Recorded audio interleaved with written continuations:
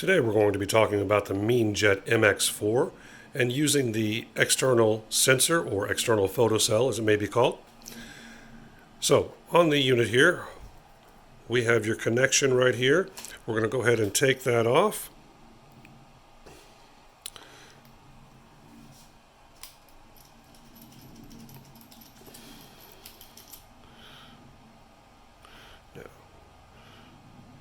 It should be firmly in there. The photocell connector is going to be your 3-pin connector. You'll notice it's notched on the side. That actually lines up with the notch on the port. So it makes it easy to get it lined up there. And get it in there and then screw it on to tighten it down and pull it in all the way. If you can get it plugged in all the way and then screw it down, that's best. Sometimes they're a little tight, which is not a bad thing. Alright, now we've got that connected. Here we've got our photocell mounted. Let's take a look at our mounting. The bracket actually is behind our bar there. So we'll take a look from the top and you'll notice you've got your L bracket attached here. The 2 small little black screws that come with the unit there and there. And the flexible arm is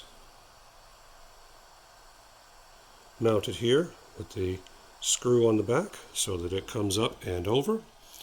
We've got the sensor mounted here.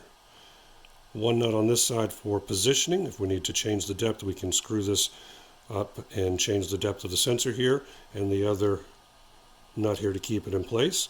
Our flexible arm goes into the other part of the holder here, and we've got the other nut here on the back side.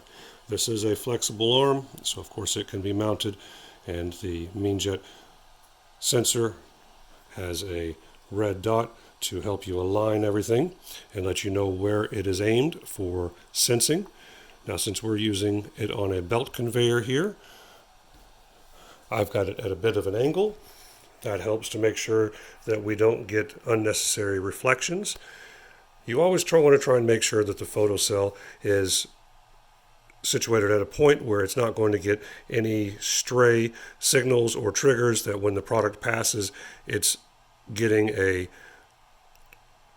it's getting a single read on each product. You don't want multiple triggers per product. And then if possible, you want it to trigger as close to the printhead as possible. That minimizes your delay. You also want to make sure that the delay is such that by the time the print is completed and the signal for the next product comes through, it's completed.